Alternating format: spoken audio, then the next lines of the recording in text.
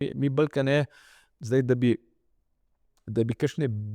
mislim, ja, si upam reči, v Mariboru smo z vsemi tremi, tako z digitalizacijo, tipizacijo in prefabrikacijo, smo uspeli spraviti, kljub temu, da je 5+2, ker je popolnoma neugodno za privatnega investitorja, vsak bo bežal stran od tazga projekta. 5+2 je najbolj neugoden za, ne, nizka, ne, ampak smo vseeno dosegli ceno na kvadratni meter, ki je daleč najbolj ugodna,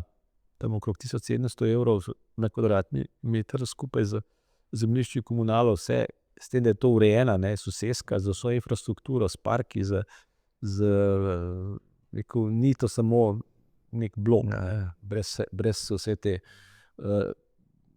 res, to je, ne, neka dodana vrednost okolju, not imaš, ne, vrtec, imamo oskrbovana stanovanja, imamo skupnost s posebnimi potrebami, pol imamo dnevni center aktivnosti starejših, cel kup enih takih,